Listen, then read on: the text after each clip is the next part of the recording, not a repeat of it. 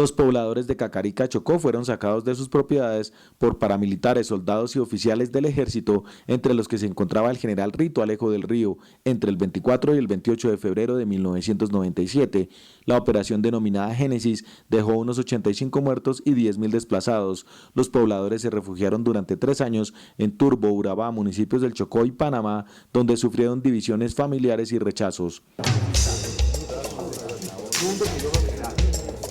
Hoy queremos en Contrastes contar una historia que al parecer ha estado un poco por debajo de la mesa, pero que muy pronto tendrá una respuesta por parte de una organización internacional frente a un suceso que desplazó a cerca de 810 familias en 1997 en Cacarica. Algunos esta zona ni siquiera la ubicarán en el territorio nacional.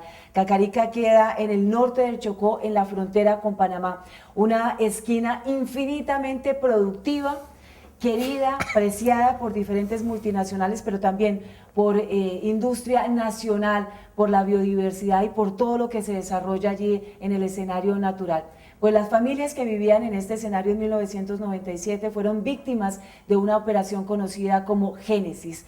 Para hablar sobre este tema, a esta hora nos acompaña el padre Jesús Alberto Franco. Él hace parte de la Comisión Intereclesial de Justicia y Paz. Mil gracias por acompañarnos a esta hora, padre. Un saludo para todas y todos y muchas gracias por invitarnos a este espacio para compartir pues, nuestra vida y las reflexiones en torno a un proceso que es muy importante de conocer.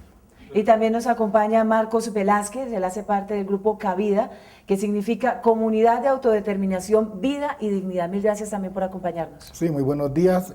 Yo soy un representante más de la organización Cabida y pues me siento complacido de estar aquí y me orgullece porque es un espacio donde uno puede contar pues un poco la historia de lo que hemos vivido, pero también lo que estamos construyendo en estos momentos. Muy bien, esa es la idea. Padre, ayúdenos un poco a contextualizar qué fue lo que sucedió en Cacarica en 1997, en esa operación Génesis, que da como resultado muchos años después la judicialización, la pena que recibe por cerca de...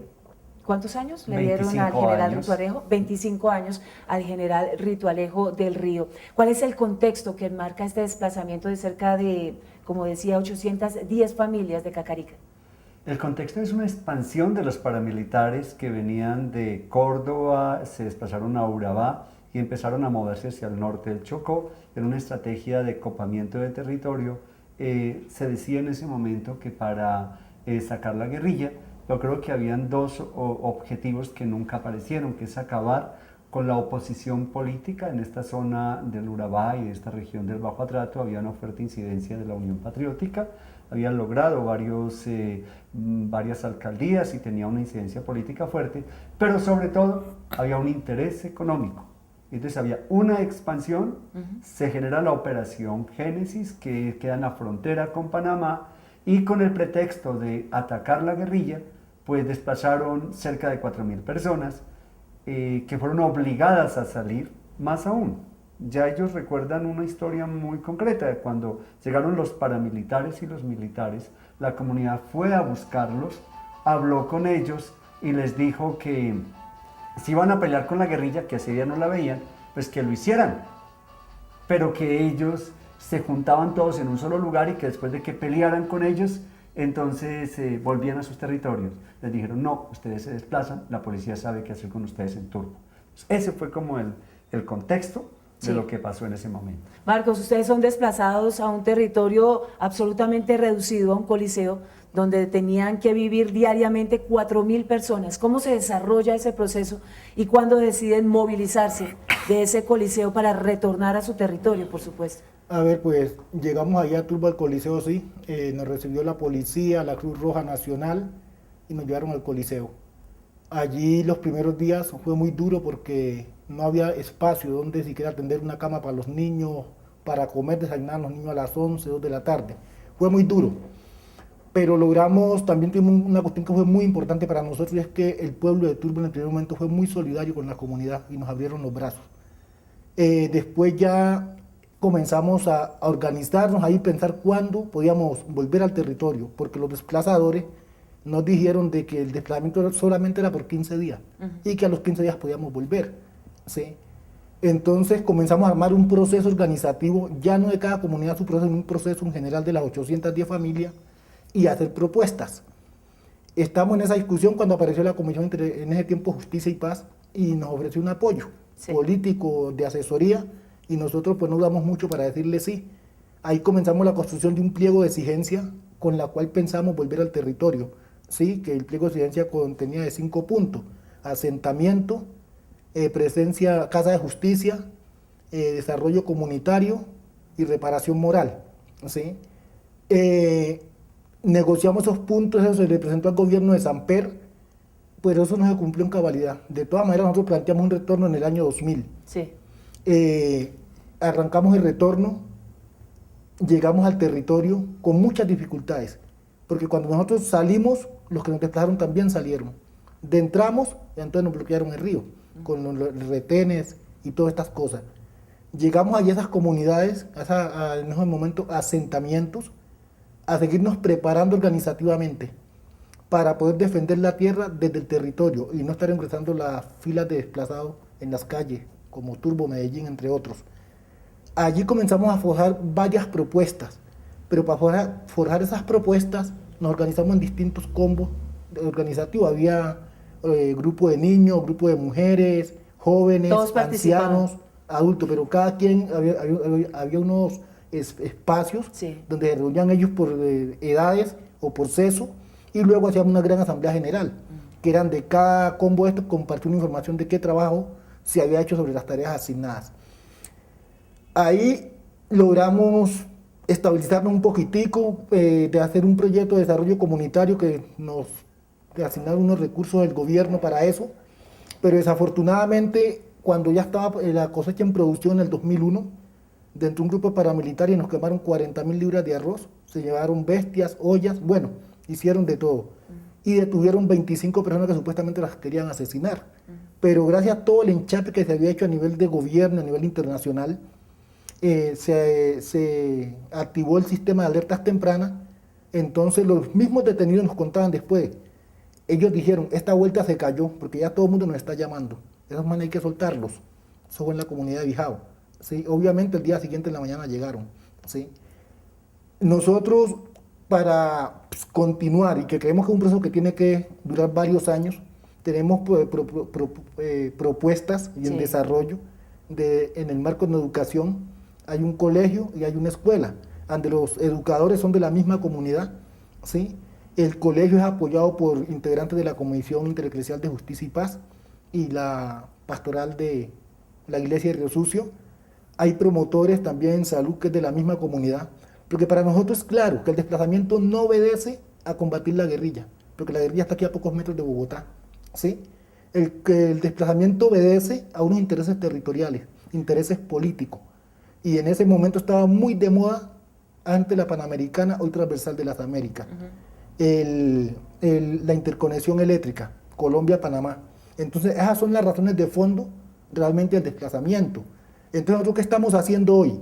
Porque sabemos que estamos en la tierra, pero aún no hemos retornado definitivamente, porque estamos reduciendo una zona humanitaria, viviendo en 2 hectáreas de tierra, y de allí cuando hay las posibilidades salimos a producir a las fincas, ¿sí? Y muchas veces nuestros productos son arrasados por el ejército con sus campos de aterrizaje de helicópteros, son robados, hurtados por ellos mismos, han tumbado escuelas, nos han hecho mucho daño, ¿sí? Pero nosotros seguimos allí forjando esa resistencia, porque creemos que es la única opción de vida que nos queda, porque es que tierra igual a esa, creo que en Colombia no la haya, tal vez por la Amazonía, ¿sí? Porque allá lo que tú tiras a la tierra, eso te produce, ¿sí? Padre, ¿por qué es tan rica? Marcos nos nombra ciertos elementos que por supuesto el tema de los canales, el tema de la energía y demás, pues por supuesto eso resulta muy atractivo, no solamente para la industria nacional, sino para las multinacionales. ¿Qué más hay en ese terreno? Entonces hay que reconocer que ese es un territorio patrimonio de la humanidad por biodiversidad. Es una de las zonas de mayor biodiversidad de metro cuadrado en el mundo. Es una zona de infinita producción de agua con muy poca contaminación humana. Y ustedes saben lo que significa el agua hacia el futuro, presente y futuro. Y estamos en un lugar donde estamos en la salida al océano. Está el Golfo de Urabá muy cerca y el Atrato es uno de los ríos más caudalosos del mundo. Está el tema de la producción de banano tipo exportación. tema de la explotación maderera. Maderas. Y hay unos temas de infraestructura muy importantes que ya aducía Marcos, y hay unos temas también que tienen que ver con no sabemos qué otras riquezas puedan haber, por ejemplo, de tipo de minería. Entonces, ahí hay unos elementos muy importantes, además de lo estratégico, por la carretera panamericana. Y hay una cosa que la humanidad y Colombia no sabe: el valor infinito de la biodiversidad. Y nosotros tenemos una riqueza muy grande que estamos dilapidando y que estamos permitiendo que a través de los tratados de libre comercio y de la propiedad intelectual, todo eso pase a propiedad de multinacionales.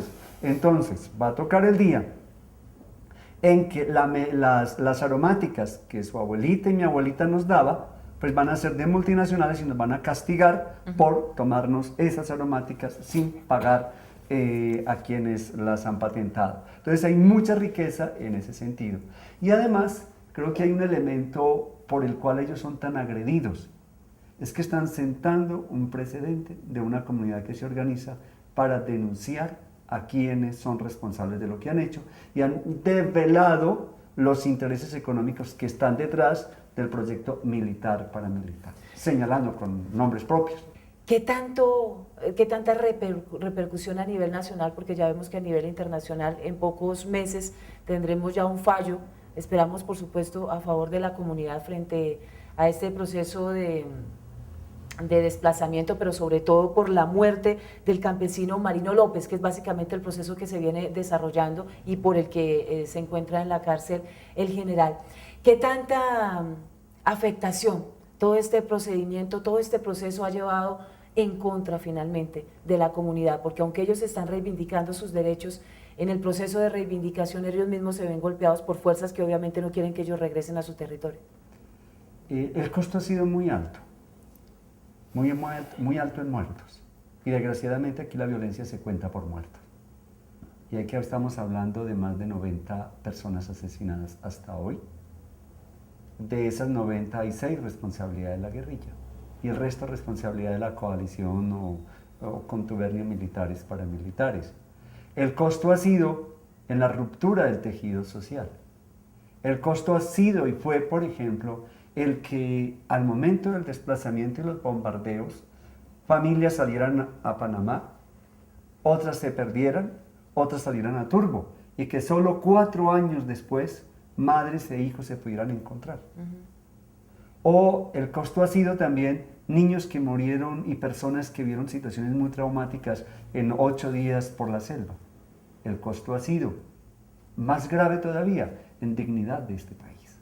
Porque cuando un país y una sociedad coloca el dinero por encima de la vida y es capaz de semejante barbarie para unos intereses económicos, creo que hay un costo irreparable, no solo a las víctimas, sino a la sociedad en general.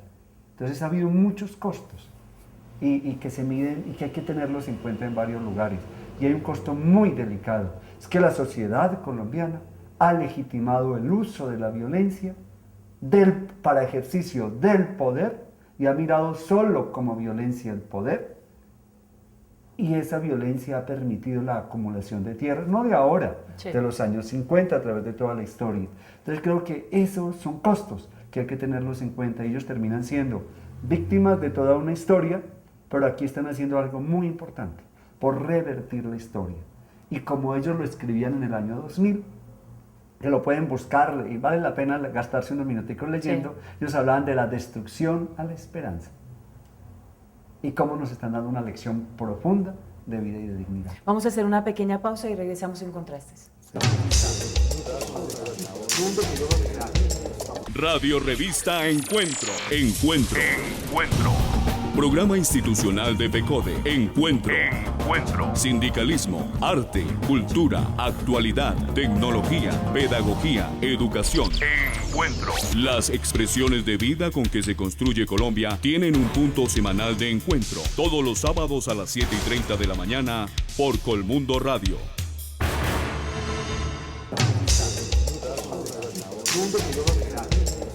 Marcos, ¿qué era usted antes de este proceso de desplazamiento? Hoy vemos un líder en potencia, por supuesto, pero ¿qué hacía antes de este proceso de desplazamiento? Pues antes mi primera función, o me crié en ese ambiente, fue labrando la tierra para ponerla a producir y sobrevivir de ella. Sí, cuando ya tuve una cierta edad, pues me dediqué mucho, me gustó mucho el deporte. Y entonces pues fui activista en mi comunidad de equipos de fútbol y salíamos a jugar a Turbo, a Río Sucio, con otros equipos ya. Esa fue pues como mi formación. Yo cuando se da el desplazamiento, Sí. ya casi todas las comunidades tenemos una idea de qué es formaciones organizativas. ¿Sí?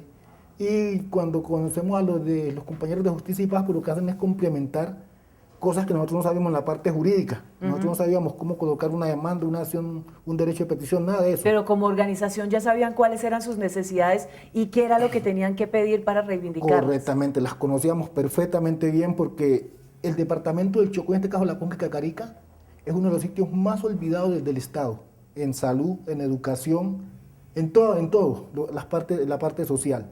Y nosotros, antes del desplazamiento, nuestros padres pagaron a una persona bachiller para que nos pudiera enseñar algo, porque allá no iba docente, allá no iba un promotor de salud, ¿sí?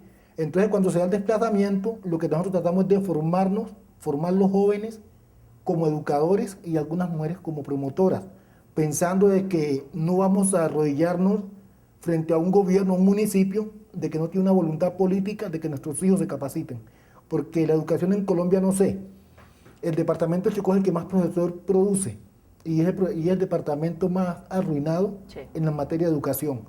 Creo que, y nosotros hacemos una hipótesis, y es que creemos que es que no quieren que nos capacitemos para entender la realidad de nuestro departamento y poder pelear por nuestros derechos. Pero más allá de eso, tenemos una comprensión plena de lo que estamos haciendo.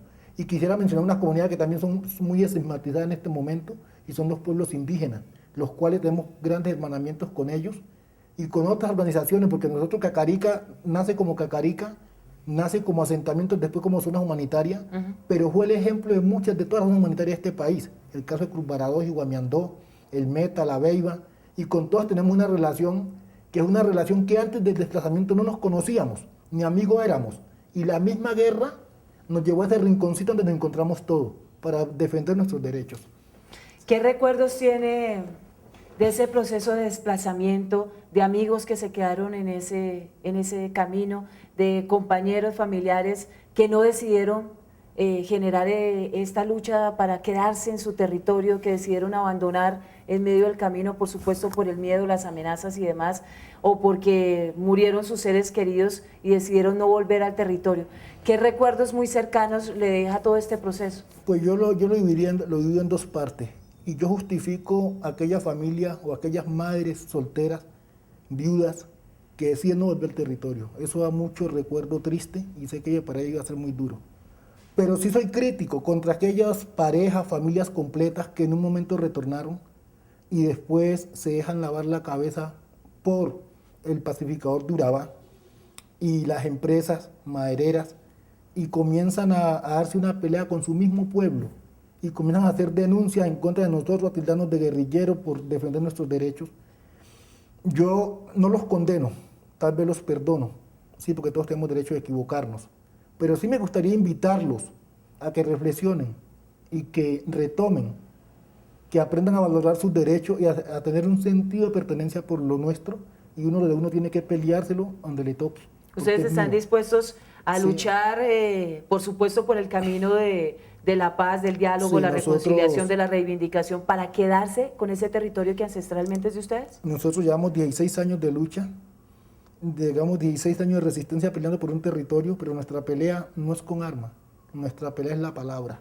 Nuestra pelea se defiende desde el principio los derechos, ¿sí? Ahí peleamos nosotros, porque no estamos de acuerdo con los actores armados, ¿sí? Porque no resuelven nada, solamente resuelven decidir por la vida de quien no debieran de decidir, ¿sí? Recuerdos que me deja esta historia a mí, es el primer día, recuerdo 27 de febrero de 1997, estaba sembrando maíz con el hijo mayor mío, cuando de pronto escuchaba un estruendo que la tierra se estremeció, me dice el papá, cayó como un palo grande, y yo no, mijo, eso no fue palo. Y de pronto sentimos el helicóptero que sobrevolaba. En el preciso momento pasaron 5 helicópteros y 3 aviones Cafir hacia Salaquí. y de ahí para allá eso parecía como una tempestad. No solamente me escuchaba, sino ametrallamiento y bombardeo. Mi hijo corrió y se metió al monte. Yo dije, no, mi hijo, no corre, acá está lejos, todavía vámonos para la casa. Cuando llegamos a la casa, ya los vecinos de ahí cerca están todos reuniéndose en la casa y diciendo qué hacemos, ¿sí? Cuando de pronto el día, en la tarde, aparece un grupo armado y reúne la comunidad y le dice, no, miren, ustedes tienen que salir de aquí, pero ya tienen 24 horas para que desocupen, pero mire, es que de aquí no podemos salir en 24 horas, que no tenemos embarcaciones, no, váyanse a la tapa, que ahí vienen las embarcaciones y los recogen. No, no nos queremos ir, mire, ¿para dónde vamos a llegar? No, allá dentro de la policía les tiene toda la logística arreglada. Eso me da mucho recuerdo porque es que la misma persona que me hablaba a mí ese día allí, nos hablaba a nosotros ese día allí, a los 2 días estaba en Turbo, rodeándonos ahí en el Coliseo. Me da mucho recuerdo del atrato, antes del desplazamiento, que fue todo un bloqueo muy fuerte, durante el desplazamiento, y hoy el bloqueo persiste en el atrato. Entonces, me da recuerdo y en vez de como que me da indignación, me da rabia, no sé qué, porque es que uno mira como la incompetitividad de las autoridades para regir un control, pero termina uno asumiendo la responsabilidad de entender de es que los grupos batrines que dicen hoy en día no son grupos distintos a los militares o a la policía, son grupos que actúan juntos. Y por esa razón, pues, hacen del pueblo lo que les da la gana. Matan, desaparecen, hurtan y no pasa absolutamente nada.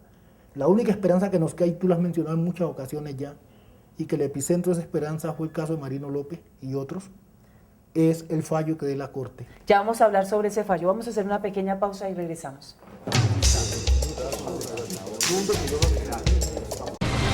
La magia de la radio por internet conecta al magisterio colombiano.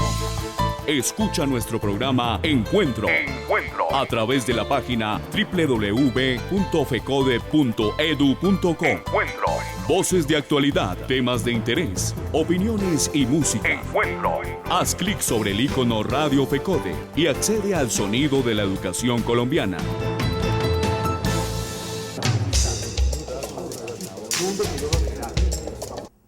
Padre Alberto, quedamos en punta frente a la decisión que más o menos en el mes de noviembre tendrá que expedir la Corte Interamericana de Derechos Humanos. ¿Qué puede suceder con ese fallo? ¿Qué podríamos adelantar frente a ese fallo?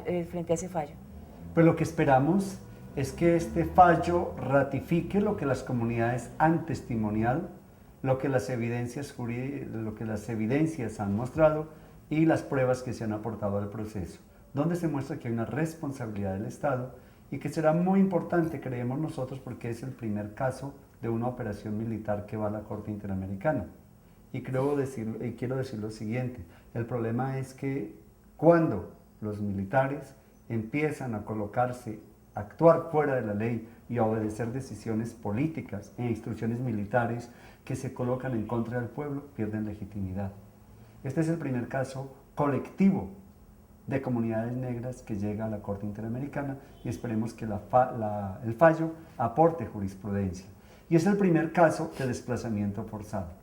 Y esperamos que esto lleve al Estado a hacer una política real, porque tenemos unas declaraciones muy importantes, pero se necesitan políticas reales para solucionar de raíz un problema que es muy grave y que tiene unas consecuencias muy profundas para la sociedad. Usted se alcanza a pensar, más de 5 millones de personas que han vivido lo mismo que ha vivido Marcos y su comunidad, con la ventaja de que ellos se organizaron, ubicaron las cosas y eso los ha sanado, si se quiere, y les ha dado una manera distinta de asumir el desplazamiento.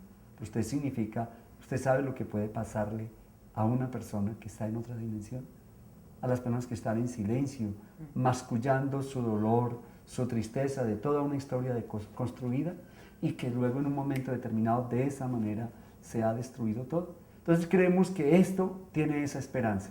La decisión esperamos que ratifique lo que la Comisión Interamericana mostró ante la Corte y lo que ellos mismos como testigos dijeron. Padre, le voy a hacer una pregunta que cualquier colombiano que nos está escuchando podría estarse generando. Quien está a favor o en contra de uno de los grupos del conflicto. Si yo estoy en contra de los grupos paramilitares, entonces me convierto en guerrilla. Si estoy en contra del actuar de la guerrilla, entonces soy paramilitar. ¿Cómo trabaja uno en favor de la ciudadanía sin que lo mezclen en uno de los dos agentes del conflicto? Pues si no quieres que te vinculen, quédate encerrada. Sí. Y no te quejes mañana si tu hijo va a sufrir las consecuencias de esta violencia. Pero tenemos que actuar con una convicción ética profunda, tenemos que desenmascarar la guerra y tenemos que actuar en contra de una lógica militar que convierte a hijos de vecinos, como puede ser el hijo suyo o el sobrino, mis sobrinos, cualquiera, en una persona que es capaz de ir a orinarse en la comida de una comunidad que están protestando, como lo hicieron los del SMAC. O una persona que es capaz de ir en un grupo militar, ir a abusar sexualmente, colectivamente de una mujer. Y luego, toda la vida se la van a pasar sin poder tener unas relaciones afectivas sanas con su pareja porque quedaron marcados para toda la vida. Entonces, ¿qué es lo que está pasando detrás? ¿Qué es lo que hay detrás? Hay una lógica de una guerra profundamente degradada que obedece a unas concepciones y que está al servicio de unos intereses. Entonces tenemos que no luchar con el que está al frente y mirar al frente del enemigo, sino es mirar qué hay de fondo. Hace mucho tiempo alguien me dijo, o leí, ya no recuerdo, decía, mire, la verdad, ahí nos pasaremos toda la vida discutiendo. Preguntémonos por los intereses y posiblemente lleguemos a la verdad. Todos tenemos intereses. Entonces, ¿qué tipo de interés te mueve a ti a hacer contraste? Sí. ¿Qué tipo de interés te mueve al camarógrafo a enfocar de una determinada manera? ¿Y qué tipo de interés mueve a las personas a actuar como actuamos? Entonces pensemos de una manera egoísta. Pensemos que lo que yo estoy haciendo hoy, mañana se lo pueden hacer a un hijo, a un ser querido. Y entonces quitemos del mundo toda esta vaina. O sea, es que no hay derecho que en este país haya... Tenemos lo de los falsos. O sea, este es un ejemplo. Sí. Están los llamados falsos positivos. ¿Qué hijo de vecina está exento hoy en día de ser víctima? A ustedes mil gracias por acompañarnos este mediodía, ayudarnos a reflexionar sobre lo que sucede en esa otra Colombia oscura, un poco secreta de manera conveniente por parte de los gobiernos de turno y los diferentes grupos que tienen el poder en nuestro país. La reflexión es muy clara, ser solidarios, estar pendientes de qué es lo que le sucede al vecino, al amigo, no importa que no esté cerca, es un colombiano que merece una oportunidad. Y la paz claramente no solamente se está construyendo en La Habana, Cuba, está aquí, en la cotidianidad, en la tolerancia, en la reivindicación de los derechos del hermano, del vecino, así no sea nuestra familia, es un colombiano que merece una oportunidad de vivir en este territorio que es de todos. Mil gracias por su compañía, nos reencontramos el próximo domingo aquí en Contrastes porque la realidad, como ustedes se dieron cuenta, tiene diferentes miradas. Feliz resto de día.